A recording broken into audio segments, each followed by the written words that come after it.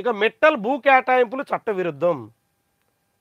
ఇప్పుడు మనం ఈరోజు తెలుగుదేశం పార్టీ అనుకూల మీడియా లేదంటే వైఎస్ఆర్సీపీ అనుకూల మీడియా ఏ సంస్థలు చూసినా ఆంధ్రప్రదేశ్లో లిక్కర్ స్కామ్ గురించి కథనాలు కనిపిస్తున్నాయి. మిథున్ రెడ్డి లేదంటే రాజ్ కసిరెడ్డి, విజయసాయిరెడ్డి వీళ్ళంతా లిక్కర్లో భారీగా పాత్రదారులు, లిక్కర్ స్కామ్ జరిగింది, జగన్మోహన్ రెడ్డి హయాంలో కోట్ల రూపాయల అవినీతి జరిగింది అంటూ దాని చుట్టూ ఇప్పుడు మొత్తం మీడియా మొత్తం వ్యవహారం నడుస్తుంది. కానీ అదే సమయంలో ఆంధ్రప్రదేశ్లో చంద్రబాబు ప్రభుత్వం పెద్ద స్థాయిలో భూ పంపిణీలకి శ్రీకారం చుట్టింది.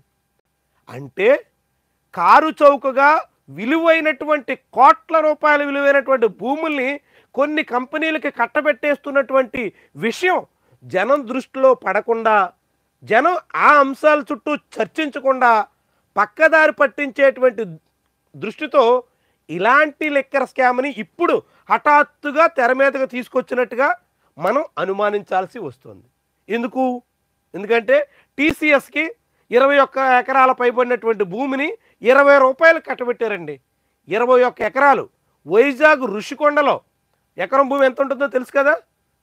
కోట్ల రూపాయలు విలువైనటువంటి భూమి ఎకరం 99 పైసలు చొప్పున 21 ఎకరాలు పైబడినటువంటి భూమి 20 రూపాయలకి ఇచ్చారు. ఓకే, టీసీఎస్ దేశంలోనే ప్రతిష్టాత్మక సంస్థ, వేలాది మంది అందులో పనిచేస్తున్నారు కాబట్టి కొంతమందికైనా ఉపాధి వస్తుంది, 12,000 మందికి ఉద్యోగాలు వస్తాయని ప్రభుత్వం చెబుతోంది కాబట్టి ఓకే అని అనుకుందాం.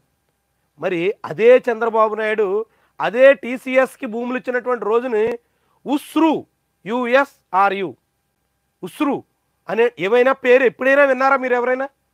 అసలు వినడానికి ఆ సంస్థ పెట్టిందే ఇంకా 5 నెలలు కాలేదు. 2024లో ఆ సంస్థని రిజిస్టర్ చేశారు.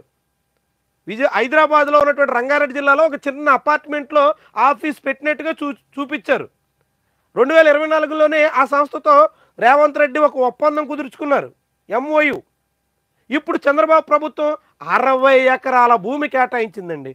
ఋషికొండలో సుమారు 4 ఎకరాలు, కాపులుప్పాళ్ళలో 56 ఎకరాలు, మొత్తం 60 ఎకరాల భూమిని ఉస్రు క్లస్టర్స్ ప్రైవేట్ లిమిటెడ్ అనేటువంటి సంస్థకి కారు చౌకగా 59 ఎకరాల పైబడినటువంటి భూమిని 60 రూపాయల లోపు కట్టబెడుతున్నారండి. ఏమనాలి? అసలు దీన్ని ఎంత వ్యవహారంగా చూడాలి? ప్రభుత్వ భూమిని, విలువైనటువంటి భూమిని, ఋషికొండ, కాపులుప్పాళ్ళ లాంటి వైజాగ్ సంబంధించినటువంటి భూములని ఊరు పేరు లేని ఒక అనామక సంస్థకి అడ్డగోలుగా చంద్రబాబు ప్రభుత్వం కట్టబెట్టేస్తోంది.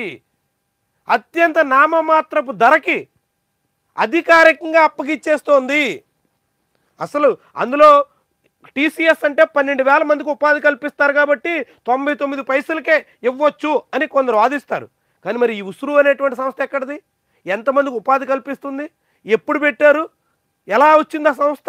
దానికి ఉన్నటువంటి అధికారంగా ఒక వెబ్సైట్ కూడా లేనటువంటి ఒక సంస్థకి ఇంత అడ్డగోలుగా, ఇంత అక్రమంగా భూములు కట్టబెట్టేస్తుంటే ఎంత దందా నడుస్తుంది ఆంధ్రప్రదేశ్లో?